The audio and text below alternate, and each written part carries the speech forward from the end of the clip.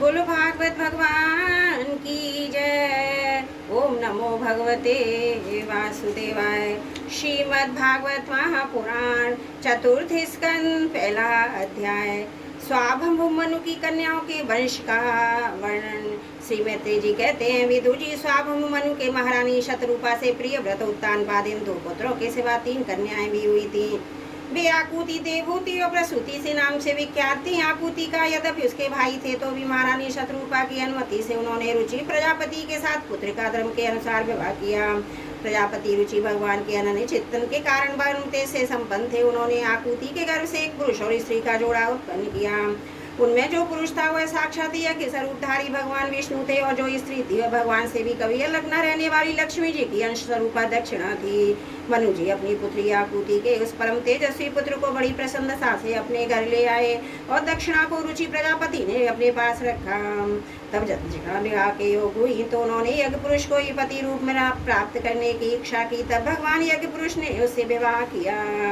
इससे दक्षिणा को बड़ा संतोष हुआ। भगवान ने प्रसन्न होकर उससे 12 पुत्र उत्पन्न किए। उनके नाम है तोष, क्रतुर, संतोष, भद्र, शांति, ईडशक्ति, इद्म, कवि, विभु, स्ववन, स्वदेव, रोचन। ये ही स्वाभम मनमंत्र में तुषित नाम के देवता हुए। उन मंत्र में महर्षि और सप्तऋषि थे। भगवान यज्ञ ही देवताओं के अधीश्वर इंद्र थे, और महान प्रभावशाली पितृवत और उत्तानपाद मनु पुत्र थे। वह मनमंत्र उन्हीं दोनों के बेटे के पोते और दोहित्रों के वंश से छा गया। प्यारे विदुर जी, मनु जी ने अपनी दूसरी कन्या देवहूति कर्मदम जी की ब्याही थी। उसके संबंध की प्राय सभी बातें तुम मुझसे सुन चुके हो। भगवान मनु ने अपनी तीसरी कन्या प्रसूति का विवाह ब्रह्मा जी के पुत्र जक्ष प्रजापति से किया। उसकी विशाल वंश परंपरा तो सारी त्रिलोकी में फैली हुई है। मैं कर्दम जी की 9 कन्याओं का, जो 9 ब्रह्म ऋषियों से ब्याही गई थी, पहले ही वर्णन कर चुका हूँ। अब उनकी वंश परंपरा का वर्णन करता हूँ, सुनो। मरीचि ऋषि की पत्नी कर्दम जी की बेटी कला से कश्यप और पूर्णमा नाम के 2 पुत्र हुए, जिनके वंश से ये सारा जगत भरा हुआ है। शत्रुतापन विदुर जी, पूर्णमा के बिरज और विश्वक नाम के 2 पुत्र तथा देवकुल्या नाम की 1 कन्या हुई। यही दूसरे जन्म में श्रीहरि के चरणों के धोवन से देव नदी के गंगा के रूप में प्रकट हुई। अत्रि की पत्नी अनसुईया, दत्तात्रेय, दुर्वासा, चंद्रमा नाम के 3 परम यशस्वी पुत्र हुए। वे क्रमशः भगवान विष्णु, शंकर और ब्रह्मा के अंश से उत्पन्न हुए थे। विदुर जी ने पूछा, गुरु जी कृपया यह बतलाइए कि जगत की उत्पत्ति, स्थिति और अंत करने वाले इन सर्वश्रेष्ठ देवों में अत्रि मुनि के यहाँ क्या करने की इच्छा से अवतार किया था। श्री मैत्री जी ने कहा, जब ब्रह्मा जी ने ब्रह्मगानियों में शेष महर्षि अत्रि को षष्ठी रचने के लिए आज्ञा दी, तब वे अपनी सहधर्मणी के सहित तप करने के लिए ऋष नामक कुल पर्वत पर गए। वहाँ पलाश और अशोक के वृक्षों का एक विशाल वन था। उसके सभी वृक्ष फूलों के गुच्छों से लदे थे। उसमें सब और निर्विघ्न नदी के जल की कलकल ध्वनि गूंजती रहती थी। उस वन में वे मुनि शेष प्राणायाम के द्वारा चित्त को वश में करके 100 वर्ष तक केवल वायु पीकर सर्दी गर्मी आदि द्वंद्वों की कुछ भी परवाह न कर एक ही पैर से खड़े रहे। उस समय वे मन ही यही प्रार्थना करते थे कि जो कोई संपूर्ण जगत के ईश्वर हैं, मैं उनकी शरण में हूँ, वे मुझे अपने ही समान संतान प्रदान करें। तब ये देखकर एक प्राणायाम रूपी धन से प्रज्वलित हुई अत्रि मुनि का तेज उनके मस्तक से निकलकर 3 लोकों को तपा रहा है। ब्रह्मा, विष्णु, महादेव, 3 जगतपति उनके आश्रम पर आए। उस समय अप्सरा, मुनि, गंधर्व, सिद्ध, विद्याधर और नाग उनका स्पर्श गा रहे थे। उन तीनों को एक ही साथ प्रादुर्भाव होने से अत्रि मुनि का अंतकरण प्रकाशित हो उठा। उन्होंने एक पैर से खड़े खड़े ही उन देवों को देखा। फिर पृथ्वी पर दंड के समान लौटकर प्रणाम करने के लिए अंतर अर्घ पुष्पादि पूजन की सामग्री हाथ में ले उनकी पूजा की। वे तीनों अपने अपने वाहन हंस, गरुण और बैल पर चढ़े हुए तथा अपने कमंडल, चक्र, त्रिशूलादि चिन्हों से सुशोभित थे। उनकी आंखों से कृपा की वर्षा हो रही थी। उनके मुख पर मंद हास्य की रेखा थी, जिससे उनकी प्रसन्नता झलक रही थी। उनके तेज से चौंधिया कर मुनिवर ने अपनी आंखें मूंद ली। वे चित्त को उन्हीं की ओर लगाकर हाथ जोड़कर अधिक मधुर और सुंदर भावपूर्ण वचनों में लोक में सबसे बड़े उन 3 देवों की स्तुति करने लगे। अत्रि मुनि ने कहा, भगवान प्रत्येक कल्प के आरंभ में जगत की उत्पत्ति, स्थिति और लय के लिए जो माया के सत्वादि 3 गुणों का भगाग करके भिन्न भिन्न शरीर धारण करते हैं, वे ब्रह्मा, विष्णु और महादेव आप ही हैं। मैं आपको प्रणाम करता हूँ। कहिए, मैंने जिनको बुलाया था आप में से कौन महानुभाव हैं? क्योंकि मैंने तो संतान प्राप्ति की इच्छा से केवल एक सुरेश्वर भगवान का ही चिंतन किया था। फिर आप तीनों ने यहाँ पधारने की कृपा करने की, आप लोगों तक पदेधारियों के मन की भी गति नहीं है, इसलिए मुझे बड़ा आश्चर्य हो रहा है। आप लोग कृपा करके मुझे इसका रहस्य बतलाइए। मैत्रेय जी कहते हैं, समर्थ विदुर जी, अत्रि मुनि के वचन सुनकर वे तीनों देव हंसे और उनसे समुद्र वाणी में कहने लगे। देवताओं ने कहा, ब्रह्मन तुम सत्य संकल्प हो, तुम जैसा संकल्प किया था वही होना चाहिए, इसके विपरीत कैसे हो सकता है। तुम जिस जगदीश्वर का ध्यान करते थे हम वही तीनों ही हैं। प्रिय महेश, तुम्हारे कल्याण हो, तुम्हारे यहाँ हमारे ही अंश स्वरूप तीन जगत विख्यात पुत्र उत्पन्न होंगे और वो तुम्हारी सुंदर यश का विस्तार करेंगे। उन्हें इस प्रकार अविष्ट वर देकर तथा पति पत्नी दोनों से भली बात पूजित होकर उनके देखते ही देखते वे तीनों सुरेश्वर अपने अपने लोकों को चले गए। ब्रह्मा जी के अंश से चंद्रमा, विष्णु के अंश से योग वेत्ता दत्तात्रेय जी और महादेव जी के अंश से दुर्वासा ऋषि अत्रि के पुत्र रूप में प्रकट हुए। अब अंगिरा ऋषि की संतानों का वर्णन सुनो। अंगिरा की पत्नी श्रद्धा ने सिनी वाली कुहरा का वनु 3-4 कन्याओं को जन्म दिया। उनके सिवा उसके साक्षात भगवान अथथ्य जी और ब्रह्मनिष्ठ बृहस्पति जी ये 2 पुत्र भी हुए, जो स्वयं रोषिच बनवंतर में विख्यात हुए। पुलुस्य जी के उनकी पत्नी हवीरु से महर्षि अगस्त्य और महातपस्वी विश्वा के ये 2 पुत्र हुए। इनमें अगस्त्य जी दूसरे जन्म में जठराग्नि हुए। विश्वा मुनि के इड़विड़ा के गर्भ से यक्ष राज कुबेर का जन्म हुआ और उनकी दूसरी पत्नी केशनी से रावण, कुंभकर्ण एवं विभीषण उत्पन्न हुए। महामते महर्षि पुलह की स्त्री परम स्वाध्वी गति से कर्मश्रेष्ठ बरियान और सहिष्णु 3 पुत्र उत्पन्न हुए। इसी प्रकार क्रतु की पत्नी क्रिया ने ब्रह्मते से दे दीप्यमान बालखिल्य आदि 60,000 ऋषियों को जन्म दिया। शत्रुतापन विदुर जी वशिष्ठ जी की पत्नी ऊर्जा अरुंधति से चित्रकेतु आदि 7 विशुद्ध चित्त ब्रह्म ऋषियों का जन्म हुआ। उनके साथ चित्रकेतु, सुरोजी, विरजामित्र, उल्वड़, वृषुवृद्धान और धुमान थे। इनके सिवा उसकी दूसरी पत्नी से शक्ति आदि और भी कई पुत्र हुए। अथर्वा मुनि की पत्नी चित्ती ने दणंग्य दधीची नामक एक तपोनिष्ठ पुत्र प्राप्त किया, जिसका दूसरा नाम अश्वश्रावी था। भृगु के वंश का वर्णन सुनो। महाभाग भृगु जी ने अपनी भार्या ख्याति से धाता विधाता नामक पुत्र और श्री नाम की एक भगवत परायण कन्या उत्पन्न की। मेरे ऋषि ने अपनी अयाति और नियति नाम की कन्याएं क्रमशः धाता और विधाता को ब्याई। उनसे उनके मृकंड और प्राण नामक पुत्र हुए। उनमें से मृकंड के मार्कंडेय और प्राण के मुनिवर वेदशिरा का जन्म हुआ। भृगु जी के कवि नामक पुत्र भी थे। उनके भगवान उष्णा शुक्राचार्य हुए। विदुर जी, इन सब मुनीश्वरों ने भी संतान उत्पन्न करके सृष्टि का विस्तार किया। इस प्रकार मैंने तुम्हें कर्दम जी के 2 हित्रों की संतान का वर्णन सुनाया। जो पुरुष इसे श्रद्धा पूर्वक सुनता है उसके पापों को यह तत्काल नष्ट कर देता है।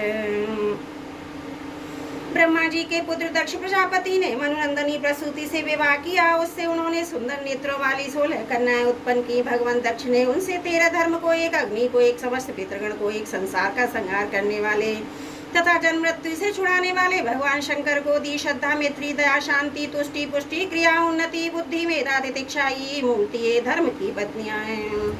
इनमें से श्रद्धा ने शुभ, मैत्री ने प्रसाद, दया ने अभय, शांति ने सुख, तुष्टि ने मोद और पुष्टि ने अहंकार को जन्म दिया।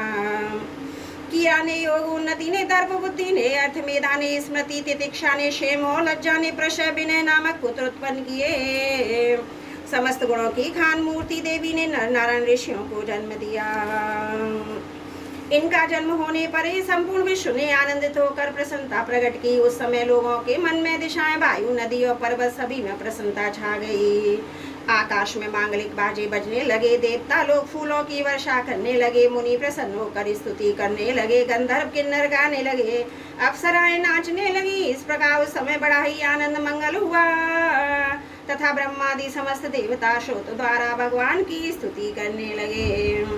देवताओं ने कहा, जिस प्रकार आकाश में तरह तरह के रूपों की कल्पना की जा रही है, उसी प्रकार जिन्होंने अपनी माया के द्वारा अपने स्वरूप के अंदर इस संसार की रचना की है, अपने इस स्वरूप को प्रकाशित करने के लिए इस समय इस ऋषि विग्रह के साथ धर्म के घर में अपने आप को प्रकट किया।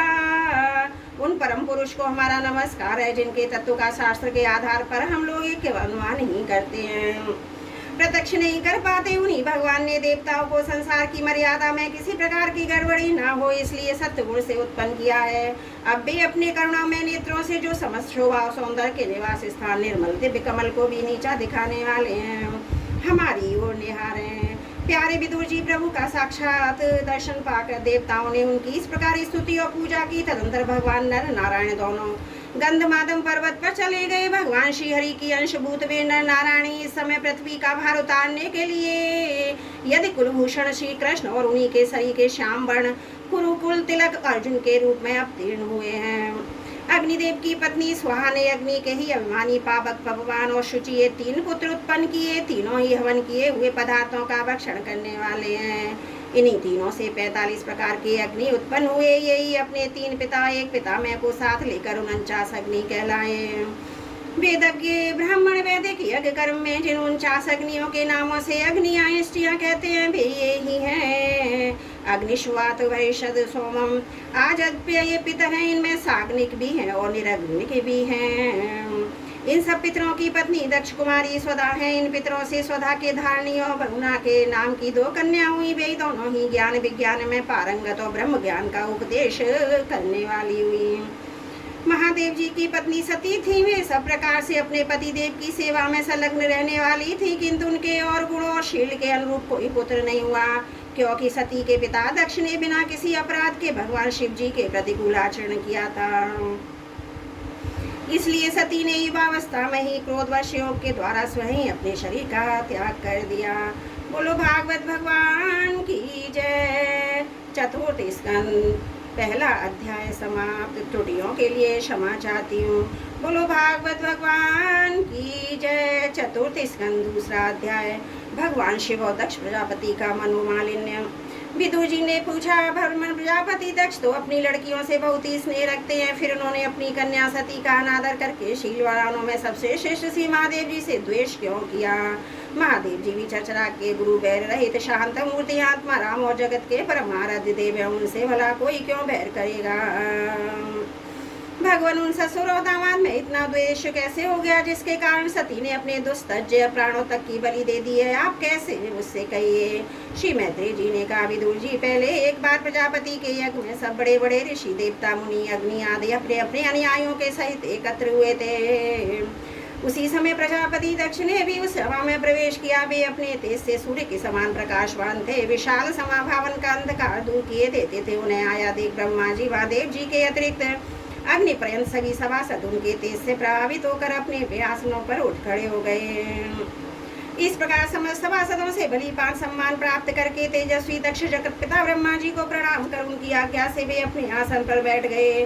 परंतु महादेव जी को पहले से ही बैठा देव उनसे अभ्युत्थानांति के रूप में कुछ भी आदर न का पाकर दक्ष उनका यह व्यवहार सहन न कर सका। उन्होंने उनकी थोड़ी नीचे नजर कर देखा, मानो वे क्रोध अग्नि से जला डालेंगे। फिर कहने लगे, देवता अग्नियों के सही समस्त ब्रह्मर्षिगण मेरी बात सुने। मैं ना समझी या द्वेषवश नहीं कहता, बल्कि शिष्टाचार की बात कहता हूँ। यह निर्लज्ज महादेव समस्त लोकपालों की पवित्र कीर्ति को धूल में मिला रहा है। देखिए, इस घमंड ने सत्पुरुषों के आचरण को लांछित और मिटियामेट कर दिया है। बंदर के से नेत्र वाले अपने सत्पुरुषों के समान मेरी सावित्री सरी की मखनैनी पवित्र कन्या का अग्नि और ब्राह्मणों के सामने पाणी ग्रहण किया था। इसलिए एक प्रकार मेरे पुत्र के समान हो गया है। उचित तो यह था कि उठकर मेरा स्वागत करता, मुझे प्रणाम करता, परंतु इसने वाणी से भी मेरा सत्कार नहीं किया है। जिस प्रकार शूद्र को कोई भेद पढ़ा दे, इसी प्रकार मैंने इच्छा न होते भी भावीवश उसके अपनी सुकुमारी दे दी। अपने सत्कर्म का लोप कर दिया, सदा पवित्र रहता है। घमंडी और धर्म की मर्यादा को तोड़ना यह प्रेतों के निवास स्थान भयंकर शमशानों में भूत प्रेतों को साथ लिए घूमता रहता है। पूरे पागल की तरह से नंगे धड़ंगे भटकता है, कभी हंसता है कभी रोता है। सारे शरीर पर चिता की अपवित्र भस्म लपेटे रहता है। गले में भूतों के पहनने उपनर मुंडों की माला शरीर में हड्डियों के गहने पहने रहता है। बस नारवर का ही शिव है, वास्तव में पूरा शिव मंगल रूप है। जैसे ये स्वयं मत वाला है, वैसे ही इसे मत वाले ही प्यारे लग। भूत प्रेम प्रबध आदि तिरे तुमोड़ी स्वाब वाले जीवों का नेता है। अरे मैंने केवल ब्रह्मा जी के वह का विवरण कर ऐसे भूतों के सरदार आचारहीन और दुष्ट स्वभाव वाले को अपनी भली वाली बेटी दे दी थी। श्री मित्री जी कहते हैं, विदुर जी दक्ष ने इस प्रकार महादेव जी को बहुत कुछ बुरा भला कहा तथा इन्होंने उसका कोई प्रतिकार नहीं किया। वे पूर्वतः निश्चल भाव से बैठे रहे। इससे दक्ष के क्रोध का पारा और भी चढ़ गया और वे जल हाथ में लेकर उन्हें शाप देने को तैयार हो गए। दक्ष ने कहा, महादेव देवताओं में बड़ा ही अदम, इससे इंद्र उपेंद्र देवताओं के साथ एक का भाग न मिले। उपस्थित मुख्य मुख्य सभासदों ने बहुत मना किया, परंतु उन्होंने किसी की ना सुनी। महादेव जी को शाप दे ही दिया। फिर भी अत्यंत क्रोध हो सभा से निकल अपने घर चले गए। जब श्री शंकर जी के अनुयायियों में अग्रगण नंदीश्वर को मालूम हुआ कि दक्ष ने शाप दिया है तो वे क्रोध से तमतमा उठे। उन्होंने दक्ष तथा ब्राह्मणों को उन्होंने दक्ष के दुर्वशों का अनुमोदन किया था, बड़ा भयंकर शाप दिया था। बोले जो स्मरण धर्मा शरीर में ही है अभिमान करके किसी भी द्रोह न करने वाले भगवान शंकर से द्वेष करता है, वह भेद बुद्धि वाला मूर्ख दक्ष तत्वज्ञान से विमुख हो रहे हैं। यह चातुर्मासी यज्ञ करने वाले को अक्षय गुण प्राप्त होता है। आदि अर्थवाद रूप वेद वाक्यों से मोहित एवं विवेक भ्रष्ट होकर विषयों की इच्छा से कपट धर्म में गृहस्थाश्रम में आसक्त होकर कर्म कांड में ही लगा रहता है। उसकी बुद्धि देहादि में आत्मा का चिंतन करने वाली है, उसके द्वारा इसने आत्मस्वरूप को बुला दिया। यह साक्षात पशु के समान है, अत्यंत स्त्री लंपट और शीघ्र ही इसका मुंह बकरे का हो जाए। यह मूर्ख कर्म यह विद्या की ही विद्या समझता है, इसलिए और जो लोग भगवान शंकर का अपमान करने वाले इस दुष्ट के पीछे पीछे चलने वाले हैं वे सभी जन्म मरण रूप संसार चक्र में पड़े रहे।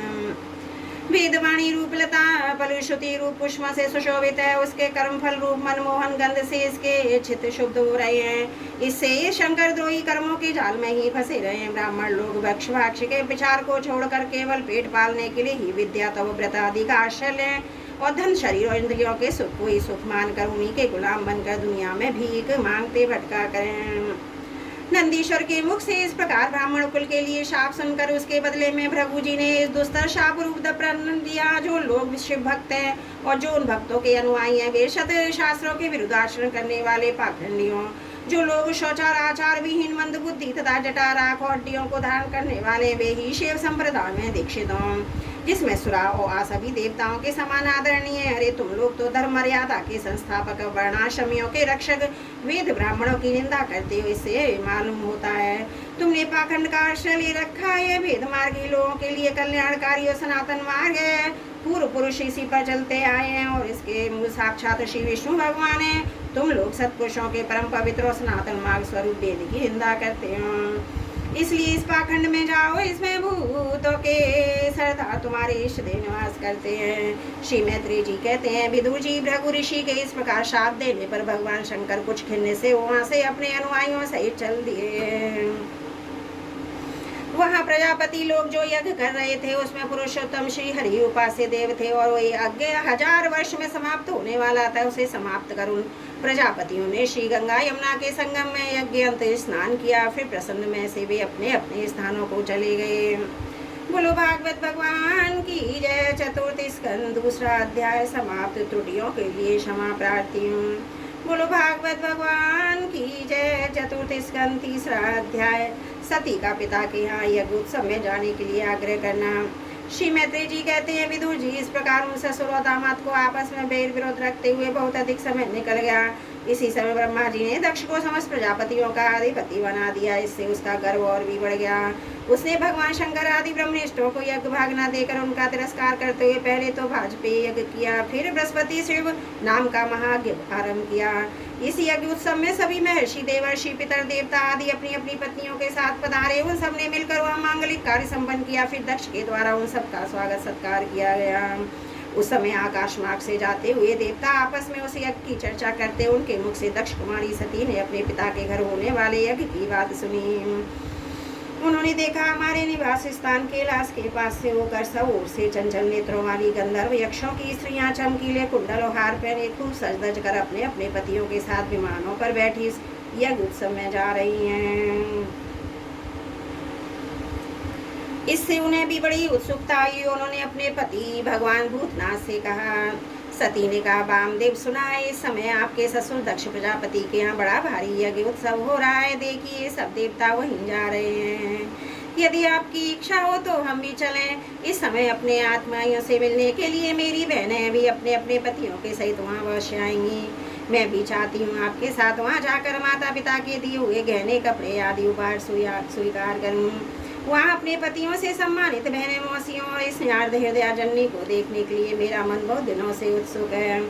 कल्याण में इसके सिवा यहाँ महर्षियों का रचा हुआ श्रेष्ठ यज्ञ भी देखने को मिलेगा। अजन्मा प्रभु आप जगत की उत्पत्ति के हेतु में आपकी माया से रचा हुआ है परम आश्चर्य में त्रिगुणात्मक जगत आप ही में भास रहा है। किंतु मैं तो स्त्री स्वभाव होने के कारण आपके तत्व से अनभिज्ञ और बहुत दीन हूँ। इसलिए इस समय अपनी जन्मभूमि देखने को बहुत उत्सुक हूँ। जन्म रहित नीलकंठ, देखिए इनमें से कितनी स्त्रियां जो ऐसी हैं जिनका दक्ष से कोई संबंध भी नहीं है, फिर भी वे अपने अपने पतियों के सहित खूब सज धज कर झुंड की झुंड वहाँ जा रही हैं। वहाँ जाने वाली इन देवंगानों के राजहंस के समान श्वेत विमानों से आकाश मंडल जैसा सुशोभित हो रहा है। सुरश्रेष्ठ ऐसी अवस्था में अपने पिता के यहाँ इस उत्सव का समाचार पाकर उसकी बेटी का शरीर उसमें सम्मिलित होने के लिए क्यों न झटपटाएगा। पति, गुरु और माता पिता आदि स्वर्गों के यहाँ तो बिना बुलाए भी जा सकते हैं। अतः देव आप मुझ पर प्रसन्न हो, आपको मेरी यह इच्छा अवश्य पूर्ण करनी चाहिए। आप बड़े करुणामय हैं, तभी तो परम ज्ञानी होकर भी आपने मुझे अपने आधे अंग में स्थान दिया है। अब मेरी इस याचना पर ध्यान देकर मुझे अनुग्रहित कीजिए। श्री मैत्री जी कहते हैं, प्रिया सती जी के इस प्रकार प्रार्थना करने पर अपने आत्मियों का प्रिय करने वाले भगवान शंकर को दक्ष प्रजापति के उन मर्मवेदी दुर्वचन बाणों का स्मरण हो आया जो उन्होंने समस्त प्रजापतियों के सामने कहे थे। तब वे हंसकर बोले, भगवान शंकर ने कहा, सुंदरी, तुमने जो कहा कि अपने बंधुजन के यहाँ बिना बुलाए भी जा सकते हैं, सो तो ठीक है, किंतु ऐसा तभी करना चाहिए जब उनकी दृष्टि अतिशय प्रबल दयाभिमान से अत्यंत हुए मद और क्रोध के कारण द्वेष दोष से युक्त न हो गई हो।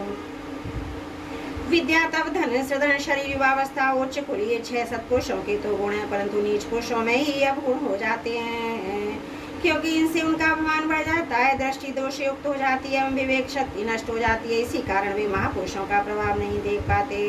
इसी से तो अपने यहाँ आए हुए पुरुषों का कुटिल बुद्धि से चढ़ाकर रोषभरी दृष्टि से देखते हैं। उन अव्यवस्थित चित्त लोगों के यहाँ ये हमारे बांधव है, ऐसा कहकर कभी नहीं जाना चाहिए। देवी शत्रुओं के बाणों से द्विध जाने पर भी ऐसी व्यथा नहीं होती जैसे अपने कुटिल बुद्धि स्वजनों के कुटिल वचनों से होती है, क्योंकि बाणों से शरीर छिन्न भिन्न हो जाने पर तो जैसे तैसे निंद्रा आ जाती है, किंतु कुवाक्यों से मर्म स्थान सिद्ध हो जाने से मनुष्य हृदय की पीड़ा से दिन रात बेचैन रहता है। सुंदरी, अवश्य में बताता कि तुम्हारी परम उन्नति का प्राप्त हुए दक्ष प्रजापति को अपनी कन्याओं में से सबसे अधिक प्रिय हो, तथापि मेरी आश्रिता होने के कारण तुम्हें अपने पिता से मान नहीं मिलेगा, क्योंकि वो मुझसे बहुत जलते हैं। जीव की चित्तवृत्ति के साक्षी अहंकार शून्य महापुरुष की सुमति को देखकर जिसके हृदय में संताप व इंद्रियों में व्यथा होती है, पुरुष उनके पद को तो सुगमता से प्राप्त कर नहीं सकता। बस दैत्यगण जैसे श्रीहरि द्वेष मानते हैं, वैसे ही उनसे उड़ता रहता है। सुमध्य में तुम कह सकती हो कि आपने प्रजापतियों की सभा में उनका आदर क्यों नहीं किया। सो ये सम्मुख जाना, नम्रता दिखाना, प्रणाम करना आदि क्रियाएं तो लोक व्यवहार में परस्पर की जाती हैं, तत्ववाणी के द्वारा बहुत अच्छे ढंग से की जाती हैं। वे अंतर्यामी रूप से सबके अंतकरण में स्थित परम पुरुष वासुदेव की प्रणाम आदि कहते हैं। देवमानी पुरुष को नहीं करते, विशुद्ध अंतकरण का नाम ही वासुदेव है, क्योंकि उसी में भगवान वासुदेव का परोक्ष अनुभव होता है। उस सिद्ध चित्त में स्थित इंद्रियातीत भगवान वासुदेव को ही मैं नमस्कार किया करता हूँ। इसलिए प्रिय, जिसने प्रजापतियों के यज्ञ में मेरे द्वारा कोई अपराध न होने पर भी मेरा कटुवाक्यों से तिरस्कार किया था, वह दक्ष यद्यपि तुम्हारे शरीर को उत्पन्न करने वाला पिता है, तो भी मेरा शत्रु होने के कारण तुम्हें उसे अपना, उसके अनुयायियों को देखने का विचार भी नहीं करना चाहिए। यदि तुम मेरी बात न मानकर वहाँ जाओगी तो तुम्हारे लिए अच्छा ना होगा, क्योंकि जब किसी प्रतिष्ठित व्यक्ति का अपने आत्मीयजनों के द्वारा अपमान होता है, तब वह तत्काल उनकी मृत्यु का कारण हो जाता है। बोलो भागवत भगवान की जय। चतुर्थ स्कंद तृतीय अध्याय समाप्त। त्रुटियों के लिए क्षमा प्रार्थी हूँ। बोलो भागवत भगवान की जय। चौथा अध्याय सती का अग्नि प्रवेश। श्री मैत्री जी कहते हैं, विदुर जी इतना कहकर भगवान शंकर मौन हो गए। उन्होंने देखा कि दक्ष के यहाँ जाने देने और जाने देने से रोकने दोनों ही अवस्थाओं में सती के प्राण तक की संभावना है। इधर सती जी की भी बंदियों के जाने की इच्छा से बाहर आती हुई कभी भगवान शंकर रुष्ट न हो जाए, इस शंका से फिर लौट जाती हैं। इस प्रकार कोई एक बात निश्चित कर स्वप्न के कारण वे दुविधा में पड़ गईं, चंचल हो गई। बंधुजनों से मिलने की इच्छा में बाधा पड़ने से वे बड़ी अनमनी हो गई। स्वजनों के स्नेहवश उनका हृदय भर आया। वे आंखें आंसू भरकर अत्यंत व्याकुल रोने लगी। उनका शरीर थर थर कांपने लगा और वे अप्रतिम पुरुष भगवान शंकर की ओर इस प्रकार रोषपूर्ण दृष्टि से देखने लगी मानो उन्हें भस्म कर देंगी। शोक और क्रोध ने उनके चित्त को बिल्कुल बेचैन कर दिया तथा स्त्री स्वभाव के कारण उनकी बुद्धि मूढ़ हो गई। जिन्होंने प्रीतिवश अपने आधा अंग तक दे दिया था, उन सत्पुरुषों के प्रिय भगवान शंकर को भी छोड़कर वे लंबी लंबी सांसें लेती हुई अपने माता पिता के घर चल दी।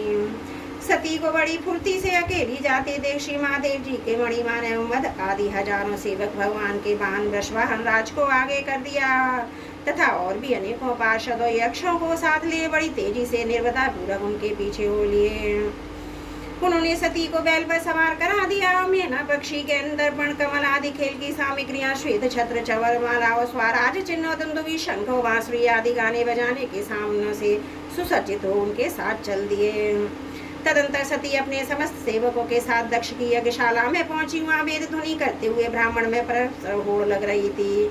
सबसे ऊंचे स्वर में कौन बोले, सब और महर्षि देवताएं विराजमान थे तथा जहाँ तहाँ मिट्टी काठ लोहे सोने ढाव चर्म के पात्र रखे हुए थे। वहां पहुंचने पर पिता के द्वारा सती की अवहेलना हुई। यह देख यज्ञ करता दक्ष के वैसे सती की माता और के बहनों के सिवा किसी भी मनुष्य ने उनका कुछ भी आदर सत्कार नहीं किया। अवश्य उनकी माता और बहनें बहुत प्रसन्न हुई और प्रेम से गदगद होकर उन्होंने सती जी को आदर पूर्वक गले लगाया। किंतु सती जी ने पिता से अपमानित होने के कारण बहनों के कुशल प्रश्न चित प्रेम पूर्ण वार्तालाप तथा माता और मौसियों के सम्मान पूर्वक दिए हुए उपहार सुंदर आसन आदि को स्वीकार नहीं किया।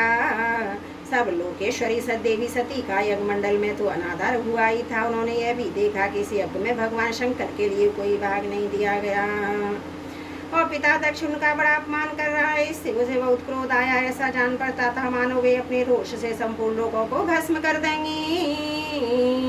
दक्ष को कुमार मार्ग में अभ्यास से बहुत घमंड हो गया। उसे शिव जी से द्वेष करते देख जब सती के साथ आए हुए भूत उसे मारने को तैयार हुए तो देवी सती ने उन्हें अपने तेज से रोक दिया और सब लोगों को सुनाकर पिता की निंदा करते हुए क्रोध से लड़खड़ाती हुई वाणी में कहा। देवी सती ने कहा, पिताजी भगवान शंकर से बड़ा तो संसार में कोई भी नहीं है। वे तो सभी देवधारियों के प्रिय आत्मा हैं। उनका ना कोई प्रिय ना प्रिय देव उनका किसी भी प्राणी से बैर नहीं है। वे तो सबके कारण व सर्वरूप हैं। आपके सिवा ऐसा कौन है जो उनसे विरोध करेगा। तुझ पर आप जैसे लोग दूसरों के गुणों में भी दोष देखते हैं किंतु कोई साधु पुरुष ऐसा नहीं करते। जो लोग दोष देखते ही बात तो अलग रही, दूसरों के थोड़े से गुणों को भी बड़े रूप से देखना चाहते हैं, वे सबसे श्रेष्ठ हैं। खेद है कि आपने ऐसे महापुरुषों पर भी दोषारोपण ही किया है जो दुष्ट मनुष्य सब रूप जड़ शरीर को ही आत्मा मानते हैं। वे यदि ईर्ष्या व सर्वदाई महापुरुषों की निंदा करें तो यह कोई आश्चर्य की बात नहीं है, क्योंकि महापुरुष तो उनकी इस चेष्टा पर कोई ध्यान नहीं देते, परंतु उनके चरणों की धूली उनके इस अपराध को न सहकर उनका तेज नष्ट कर देती है। अतः महापुरुषों की निंदा जैसा जघन्य कार्य उन दुष्ट पुरुषों को ही शोभा देता है जिनका शिव या 2 अक्षरों का नाम प्रसंग बस एक बार भी मुख से निकल जाने पर मनुष्य के समस्त पापों को तत्काल नष्ट कर देता है और जिनकी आज्ञा का कोई भी उल्लंघन नहीं कर सकता वो उन्हीं पवित्र कीर्ति भगवान मंगल में शंकर से आप द्वेष करते हैं। अवश्य आप अमंगल रूप हैं। अरे महापुरुषों के मन मधुकर ब्रह्मानंद रस का पान करने की इच्छा से जिनके चरण कमलों का निरंतर सेवन किया करते हैं और जिनके चरणामिंसा काम पुरुषों को उनके अभिष्ट भोग भी देते हैं, उन विश्व बंधु भगवान शिव से आप बैर करते हैं। वे केवल नाम मात्र के शिव हैं, उनका भेषा शिव रूप है, वह मंगल है। इस बात को आपके सिवा दूसरे कोई देवता समझते नहीं जानते, क्योंकि जो भगवान शिव शमशान भूमस्थ नरमुंडों की माला छिता की भस्म और हड्डियां पहने जटा बिखरे भूत पिशाचों के साथ शमशान में निवास करते हैं, उन्हीं के चरणों पर गिरे हुए उन्हें निर्माल्य ब्रह्मा देवता आदि सिर पर धारण करते हैं। यदि निरंकुश लोग धर्म मर्यादा की रक्षा करने वाले अपने पूजनीय स्वामी जी की निंदा करें तो उनमें से भी दंड देने की शक्ति न होने पर कान बंद करके वहां से चला जाए, और यदि शक्ति हो तो बलपूर्वक पकड़कर उस बक्सात करने वाले अमंगल रूप दुष्ट जिह्वा को काट डाले। इस बात को रोकने के लिए स्वयं अपने प्राण तक दे दें, यही धर्म है। आप भगवान नीलकंठ की निंदा करने वाले, इसलिए आपसे उत्पन्न हुए शरीर को अब मैं नहीं रख सकती हूँ। यदि भूल से कोई निंदित वस्तु खा ली जाए तो उसे भवन करके निकाल देने से मनुष्य की शुद्धि बताई जाती है। जो महामुनि निरंतर अपने स्वरूप में ही रमण करते हैं उनकी बुद्धि सर्वदा वेद के विधि निषेधमय वाक्यों का अनुसरण नहीं करती। जिस प्रकार देवता और मनुष्यों की गति में भेद रहता है उसी प्रकार ज्ञानी अज्ञानी की स्थिति भी एक सी नहीं होती। इसलिए मनुष्य को चाहिए कि वह अपने ही धर्म मार्ग में स्थित रहते हुए भी दूसरों के मार्ग की निंदा न कहे। प्रवृत्ति यज्ञ आदि और निवृत्ति शम समाधि दोनों रूप ही प्रकार के कर्म ठीक हैं। वेद में उनके अलग अलग रागी विरागी दो प्रकार के अधिकारी बताए गए हैं। परस्पर विरोधी होने के कारण उक्त दोनों प्रकार के कर्मों का एक साथ एक ही पुरुष के द्वारा आचरण नहीं किया जा सकता। भगवान शंकर तो परब्रह्म परमात्मा है, उन्हें इन दोनों में से किसी प्रकार का भी कर्म करने की आवश्यकता नहीं है। पिताजी, हमारा ऐश्वर्य अव्यक्त है, आत्मज्ञानी महापुरुष ही इसका सेवन कर सकते हैं। आपके पास ऐश्वर्य नहीं है और यज्ञशालाओं में यज्ञ से तृप्त होकर प्राण पोषण करने वाले कर्मठ लोग आपकी प्रशंसा भी नहीं करते। आप भगवान शंकर का अपराध करने वाले हैं, अतः आपके शरीर से उत्पन्न इस निंदनीय देह को रखकर मुझे क्या करना। आप जैसे दुर्जन से संबंध होने के कारण मुझे लज्जा आती है। जो महापुरुषों का अपराध करता है उससे होने वाले जन्म को भी धिक्कार है। जिस समय भगवान शंकर ने मेरा संबंध दिखलाते हुए मुझे हंसी में दक्षिणाई दक्ष कुमारी के नाम से पुकारेंगे, उस समय हंसी को भूलकर मुझे बड़ी लज्जा और खेद होगा। इसलिए उसके पहले ही मैं आपके अंग से उत्पन्न शब्द तुल्य शरीर को त्याग दूंगी। श्री मैत्रेय जी कहते हैं, कामादि शत्रुओं को जीतने वाले विदुर जी उसे अंग मंडप में दक्ष ने इस प्रकार कह देवी सती मौन उत्तर दिशा में भूमि पर बैठ गईं। उन्होंने आचमन करके पीला वस्त्र ओढ़ लिया और आंखें मूंद कर शरीर छोड़ने के लिए भी योग मार्ग में स्थित हो गईं। उन्होंने आसन को स्थिर कर प्राणायाम द्वारा प्राण और अपान को एक रूप करके नाभि चक्र में स्थित क्रिया की। फिर उदान वायु को नाभि चक्र से ऊपर उठाकर धीरे धीरे बुद्धि के साथ हृदय में स्थापित की। इसके पश्चात नंदिता सती उस हृदय स्थिति वायु को कंठमार्ग से प्रकृतियों के बीच में ले गई। इस प्रकार जिस शरीर को महापुरुषों के भी पूजनीय भगवान शंकर ने कई बार बड़े आदर से अपनी गोद में बिठाया था, दक्ष पर कुपित होकर उसे त्यागने की इच्छा से महास्वामिनी सती ने अपने संपूर्ण अंगों में भाव अग्नि की धारणा की। अपने पति जगत गुरु भगवान शंकर के चरण कमल मकरंद का चिंतन करते करते सती ने सब ध्यान भुला दिया। उन्हें उन चरणों के अतिरिक्त कुछ भी दिखाई ना दिया। इससे भी सर्वदा निर्दोष अर्थात में दक्ष कन्याओं ऐसे अपमान से भी मुक्त हो गईं। उनका शरीर सुन तुरंत ही योग अग्नि से जल उठा। उस समय वहाँ आए हुए देवता आदि ने जब सती का देह त्याग रूप महान आश्चर्य में चरित्र देखा, तब भी सभी हाहाकार करने लगे। वह भयंकर घोलाहल आकाश में पृथ्वी तल पर सभी जगह फैल गया। सब और यही सुनाई देता था, हाय दक्ष के दरबार से कुपित होकर देवादिदेव महादेव की प्रिया सती ने प्राण त्याग दिया। देखो, सारे चराचर जीव इस दक्ष प्रजापति की ही संतान हैं, फिर भी इसने कैसी भारी दुष्टता की है। इसकी पुत्री शुद्ध हृदय सती सदा ही मान पाने के योग्य थी, किंतु इसने इसका ऐसा अनादर किया कि उसने प्राण त्याग दिए। वास्तव में बड़ा ही अशिष्ट और ब्राह्मण द्रोही है। अब इसकी संसार में बड़ी अपकीर्ति होगी। जब इसकी पुत्री सती इसी के अपराध से प्राण त्याग करने को तैयार हुई, तब भी इस शंकर द्रोही ने इसे रोका तक नहीं। जिस समय सब लोग ऐसा कह रहे थे, उसी समय शिव जी के पास सती का अद्भुत प्राण त्याग दे अस्त्र देकर दक्ष को मारने के लिए उठ खड़े हुए। उनके आक्रमण का वेग देखकर भगवान प्रभु ने यज्ञ में विघ्न डालने वालों का नाश करने के लिए अपहतम रक्ष इत्यादि मंत्र का उच्चारण करते हुए दक्षिणाग्नि में आहुति दी। अधर्मी प्रभु ने जो ही आहुति छोड़ी, यज्ञ कुंड से ऋषभ नाम के हजारों तेजस्वी देवता प्रकट हो गए। उन्होंने अपनी तपस्या के प्रयास से चंद्रलोक प्राप्त किया था। उन ब्रह्म तेज संबंध देवताओं ने जलती हुई लकड़ियों से आक्रमण किया तो समस्त गण इधर उधर भाग गए। बोलो भागवत भगवान की जय। श्रीमद् भागवत महापुराण चतुर्थ स्कंद चौथा अध्याय समाप्त। त्रुटियों के लिए क्षमा चाहती हूँ। बोलो भागवत भगवान की जय। चतुर्थ स्कंद पांचवा अध्याय वीरभद्र कृत दक्ष यज्ञ विध्वंस दक्ष वध। श्री मैत्रेय जी कहते हैं, महादेव जी जब देवर्षि नारद के मुख से सुना कि अपने पिता दक्ष से अपमानित होने के कारण देवी सती ने प्राण त्याग दिया और उनकी यज्ञ वेदी से प्रकट हुए ऋषियों ने उनके पार्षदों की सेना को मारकर भगा दिया, तब उन्हें बड़ा ही क्रोध हुआ। उन्होंने उग्र रूप धारण करके क्रोध के मारे होठ चबाते हुए अपनी एक जटा उखाड़ ली, जो बिजली और आग की लपट के समान दीप हो रही थी, और सहसा खड़े हुए बड़े गंभीर अट्ठास के साथ उस पृथ्वी पर पटक दिया, जिससे तुरंत ही एक बड़ा भारी लंबा चौड़ा पुरुष उत्पन्न हुआ। उसका शरीर इतना विशाल था कि वह स्वर्ग को स्पर्श कर रहा था। उसके 1000 भुजाएं थी, मेघ के समान श्यामल था, सूर्य के समान जलते हुए 3 नेत्र थे, विकराल दाढ़ें थी, अग्नि की ज्वाला के समान लाल लाल जटाएं थी, उनके गले में नरमुंडों की माला थी। और हाथों में तरह तरह के अस्त्र शस्त्र थे। जब उन्होंने हाथ जोड़कर पूछा भगवान मैं क्या करूं, तो भगवान भूतनाथ ने कहा वीरभद्र तुम मेरा अंश हो, इसलिए मेरे पार्षदों का अधिनायक बनकर तू तुरंत ही जा और दक्ष तथा उसके यज्ञ को नष्ट कर दे।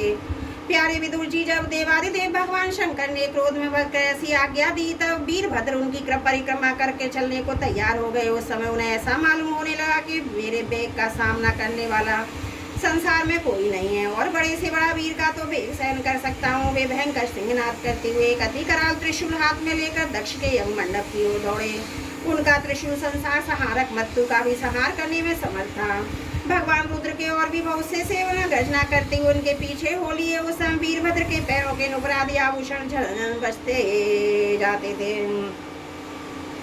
इधर यज्ञशाला में बैठे हुए ऋतुजय यजमान सदस्य तथा अन्य ब्राह्मण और ब्राह्मणियों ने जब उत्तर दिशा की ओर धूल उड़ती देखी, तब वे सोचने लगे, अरे अंधेरे सा कैसा होता जा रहा है, ये धूल कहाँ से आ गई है। इस समय ना तो आंधी ही चल रही है, ना कहीं लुटेरे ही सुने जाते हैं, क्योंकि अपराधियों के कठोर दंड देने वाला राजा प्राचीन वर ही अभी जीवित है। अभी गौम के अनेक समय भी नहीं हुआ, फिर ये धूल कहाँ से आई है। क्या संसार का प्रलय तो नहीं होने वाला है। तब दक्ष पत्नी प्रसूति एवं अन्य स्त्रियों ने व्याकुल होकर कहा, प्रजापति दक्ष ने अपनी सारी कन्याओं के सामने विचारी निरप्रता सती का तिरस्कार किया था।